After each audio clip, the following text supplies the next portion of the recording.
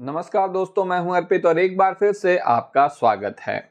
लोकसभा चुनाव 2024 के प्रथम चरण के मतदान के साथ ही भारतीय जनता पार्टी में खलबली मच गई है। इसके पीछे वजह यह है कि जब भी वोटिंग प्रतिशत कम होता है तो भारतीय जनता पार्टी का प्रदर्शन भी खराब हो जाता है। इसी तरह जब भी वोटिंग प्रतिशत बढ़ता है तो 2014 और 2019 के लोकसभा परिणाम की तरह ही भारतीय जनता पार्टी का प्रदर्शन भी अच्छा होता है। प्रथम चरण में उत्तर प्रदेश की 8 लोकसभा सीटों पर सिर्फ 61% मतदान हुआ है, जो कि 2019 की तुलना में 5.9% कम है।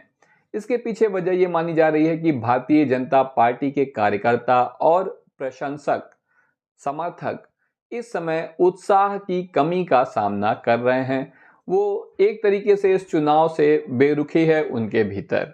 जहां पर जो समर्थक हैं वो घर बैठकर टीवी पर अब की बार 400 पार का आनंद ले रहे हैं, वहीं कार्यकर्ताओं में भी इतना उत्साह नहीं है कि वो जाकर लोगों को बुलाएं और मतदान केंद्र तक ले जाएं, उन्हें प्रेरित करें वोट डालने के लिए। वहीं दूसरी तरफ इंडिया गठबंधन के समर्थकों में एक अजीब सा उत्साह है। उनका प्रयास है कि किसी भी तरीके से, बल्कि ये कहें उत्साह क्या, वो आज ही जा गए हैं झूठे वादे और बातों को सुन सुनकर, तो वो किसी भी तरह से इस सरकार को बदल देना चाहते हैं।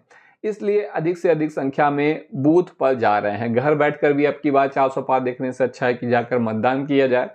यही वजह है कि मत प्रतिशत में कमी आ रही है और भारतीय जनता पार्टी की मुश्किलें बढ़ती जा रही हैं। आज हम बात करेंगे 2024 लोकसभा चुनाव में इंडिया गठबंधन कितनी सीटें जीतने जा रहा है, ये हम आपको बताएंगे हर एक राज्य के बारे में। तो आइए चलिए शुरू करते हैं। शुरुआत करेंगे उत्तर प्रदेश से। उत्तर प्रदेश में 80 लोकसभा सीटें हैं, जिसमें पिछली बार भारतीय जनता पार्टी ने 62 और अपना दल सोनेलाल पटेल, जो कि अनुप्रिया पटेल की पार्टी है, उसने 2 सीटें जीती थी। कुल 62 सीट मिली थी। इस बार यहां पर इंडिया गठबंधन 80 में से कम 33 सीट पर जीतने जा रहा है। यह संख्या बढ़ भी सकती है, लेकिन मैं निश्चित रूप से जो सीटें इंडिया गठबंधन जीतने जा रहा है केवल उन्हें ही मैंने यहां पर जोड़ा है। और 33 सीट यहां पर समाजवादी पार्टी के नेतृत्व में इंडिया गठबंधन जीतेगा। इसके पीछे वजह यह है कि इस बार टिकटों का बंटवारा समाजवादी पार्टी ने बहुत ही सोच समझकर अच्छे तरीके से किया था। अगर आप 2019 का चुनाव देखें तो वहां ज्यादातर यादव कैंडिडेट और मुस्लिम कैंडिडेट उतारे गए थे। फूलपुर जैसी सीट पर भी मुस्लिम कैंडिडेट उतार दिया गया था। यादव मुस्लिम समाजवादी पार्टी का बेस वोटर है। इस बार सपा ने टिकट के बंटवारे में समझदारी दिखाते हुए गैर यादव पिछड़ों को और दलितों को अधिक से अधिक प्रतिनिधित्व दिया है। पीडीए का नारा बहुत ही अच्छा रहा है भारतीय जनता पार्टी के विरोध में लोगों को लामबद्ध करने में।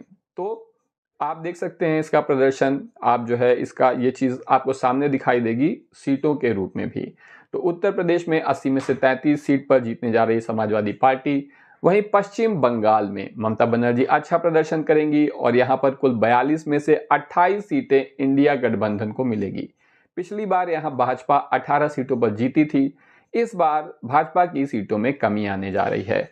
वहीं सबसे जबरदस्त प्रदर्शन किया है तेजस्वी यादव ने बिहार में, और यहां की 40 में से 25 सीटों पर इंडिया गठबंधन जीतने जा रहा है, जबकि पिछले चुनाव में भारतीय जनता पार्टी और जेडीयू ने यहां लगभग क्लीन स्वीप कर दिया था। दिल्ली में 2 सीटें मिलेंगी इंडिया गठबंधन को। यहां पर कुल 7 सीटें हैं। पिछले चुनाव में भाजपा को ये 7 मिल गई थी। इस बार इंडिया गठबंधन 2 सीट पर जीत रहा है। वहीं केरल में 20 में से 20 सीटें इंडिया गठबंधन के पाले में जा रही हैं, क्योंकि यहां पर भाजपा का कोई अस्तित्व ही नहीं है। वहीं दूसरी तरफ तमिलनाडु में भी 39 में से 39 सीटें इंडिया गठबंधन जीतने जा रहा है। हालांकि यहां पर भारतीय जनता पार्टी के वोट प्रतिशत में थोड़ी बढ़ोतरी हो सकती है, लेकिन सीट में कोई भी एक भी सीट यहां पर भाजपा नहीं जीतने वाली है। इसके बाद हम बात करेंगे मध्य प्रदेश की, जहां पर 29 लोकसभा सीटें हैं और 28 सीट पिछली बार भाजपा ने जीती थी। लेकिन इस बार यहां पर 7 सीट इंडिया गठबंधन जीतेगा। भाजपा को यहां पर भी 6 सीट का नुकसान होने जा रहा है। इसके अलावा कर्नाटक में 28 लोकसभा सीट है, जिसमें से 15 सीट इंडिया गठबंधन के खाते में जा रही है। वहीं महाराष्ट्र में भाजपा को सबसे ज्यादा नुकसान होने जा रहा है। यहां पर 48 लोकसभा सीट है, जिसमें पिछली बार बीजेपी ने 23 और इसके सहयोगी दल शिवसेना ने 18 सीट जीती थी। लेकिन इस बार शिवसेना भाजपा के साथ नहीं है और यहां पर 28 सीट इंडिया गठबंधन जीतेगा। भाजपा को सिर्फ 20 सीट से संतोष करना पड़ेगा। झारखंड में 14 लोकसभा सीट है, जिसमें से 6 सीट पर इंडिया गठबंधन जीत जाएगा। तेलंगाना में 17 सीट है, जिसमें से 15 सीट इंडिया गठबंधन कब्जा करने जा रहा है। वहीं असम में जहां 14 लोकसभा सीट है, इस बार आधा आधा बंटवारा होगा। 7 सीटें भाजपा की ओर जाएंगी, जबकि 7 सीटें यहां पर इंडिया गठबंधन के खाते में आने जा रही हैं। गोवा में सिर्फ 2 सीट है, जिसमें से एक इंडिया गठबंधन को और एक एनडीए यानी भाजपा की तरफ जाएगी। पंजाब में भाजपा का कभी कोई ज्यादा अस्तित्व नहीं रहा है, लेकिन पिछले लोकसभा चुनाव में 2 सीट भाजपा जीत गई थी। यहां पर कुल 13 लोकसभा सीट है, लेकिन इस बार 13 की 13 इंडिया गठबंधन के खाते में जा रही है। चंडीगढ़ में 1 लोकसभा सीट है, एक केंद्र शासित प्रदेश है जो कि इंडिया गठबंधन को मिलने जा रहा है इस बार। वहीं हिमाचल की 4 लोकसभा सीटों से यहां पर कंगना रनौत भी चुनाव लड़ रही हैं और 4 लोकसभा सीट में से 2 पर इंडिया गठबंधन का कब्जा होगा। पिछली बार चारों सीटें जीत गई थी भारतीय जनता पार्टी। तो आप लगातार देख रहे हैं कि भारतीय जनता पार्टी को कितनी सीटों का नुकसान होता जा रहा है। हरियाणा में 10 लोकसभा सीट है। भारतीय जनता पार्टी पिछले चुनाव में 10 में से 10 पर जीती थी, लेकिन इस बार 10 में से 6 सीटों पर इंडिया गठबंधन चुनाव जीतने जा रहा है। वहीं उत्तराखंड में 5 लोकसभा सीट है। भाजपा यहां फिर से अच्छा प्रदर्शन करेगी। पिछली बार 5 लोकसभा में पांचों जीत गई थी, लेकिन इस बार 1 सीट इंडिया गठबंधन को मिलेगी। भाजपा फिर से यहां पर 4 सीट जीत जाएगी। राजस्थान में 25 लोकसभा सीट है। भारतीय जनता पार्टी ने 2019 में इनमें से 24 पर जीत हासिल की थी, लेकिन इस बार यहां इंडिया गठबंधन 8 सीट पर जीतने जा रहा है। भाजपा आगे रहेगी, लेकिन उसकी बढ़त में कमी आएगी। इसी तरह छत्तीसगढ़ में 11 लोकसभा सीट है, जिसमें से बीजेपी पिछली बार 9 पर जीती थी, लेकिन इस बार इंडिया गठबंधन 4 पर जीत जाएगा। तो बीजेपी को यहां पर भी 2 सीट का नुकसान होगा और ज्यादा से ज्यादा 7 सीट यहां भारतीय जनता पार्टी जीत सकती है। अब बात करेंगे आंध्र प्रदेश की। आंध्र प्रदेश में 25 लोकसभा सीटें हैं, जिसमें से इंडिया गठबंधन के साथ 3 सीट ही आ पाएगी।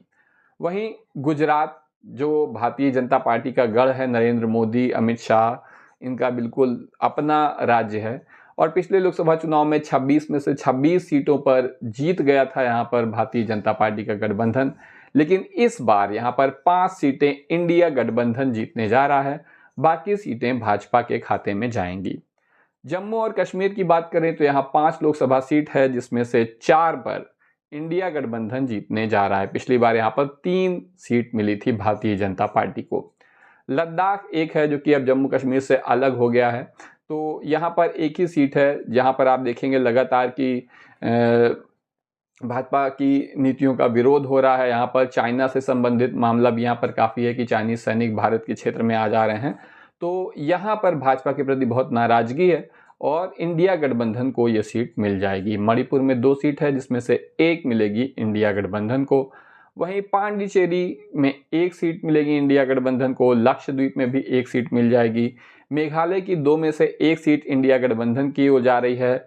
वहीं उड़ीसा जो कि एक बड़ा राज्य है, नवीन पटनायक का क्षेत्र है, यहाँ पर 21 में से 3 सीटें इंडिया गठबंधन को मिलेंगी। तो अब आप देख सकते हैं अगर इन सभी सीटों को हम जोड़ दें तो कुल 281 सीटें इंडिया गठबंधन जीतने जा रहा है, जबकि कुल सीटें हैं 543। तो आप बिल्कुल स्पष्ट रूप से देख सकते हैं कि इंडिया गठबंधन किस तेजी से आगे बढ़ रहा है। भारतीय जनता पार्टी को असल में जिन 2 लोगों ने सबसे ज्यादा नुकसान पहुंचाया है वो हैं 2 यूट्यूबर।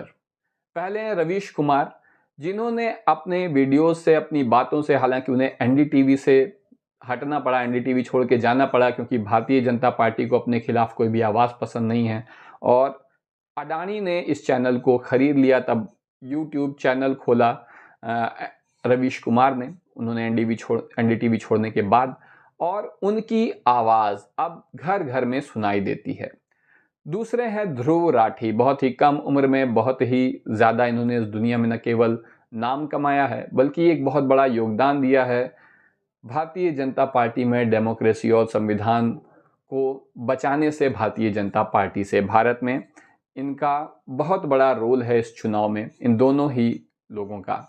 तो इसके अलावा ये तो भाई यूट्यूबर हैं या जो भी लोग हैं, ये खाली जागरूकता ही फैला सकते हैं, लेकिन राहुल गांधी ने बहुत ही अच्छा काम किया है सभी दलों को साथ में लाने का, अपने अहंकार को एक तरीके से त्यागने का। हालांकि राहुल गांधी में कभी कोई अहंकार रहा होगा ऐसी मुझे उम्मीद नहीं है, लेकिन कांग्रेस ने निश्चित रूप से झुक कर लोगों से हाथ मिलाया है, इस बार सहयोगियों को साथ लेकर आए हैं। वहीं अखिलेश यादव, तेजस्वी यादव, इन लोगों ने भी बहुत ही अच्छा प्रदर्शन किया है। बाकी सबसे बड़ा रोल तो खुद प्रधानमंत्री मोदी जी का है, जिन्होंने लगातार इतना पका दिया है हर चैनल पर कि अब जनता उनकी कोई भी बात सुनने के लिए तैयार नहीं है। इस बारे में आपका क्या कहना है, कमेंट सेक्शन में ज़रूर बताएं। आज के लिए बस इतना ही, धन्यवाद।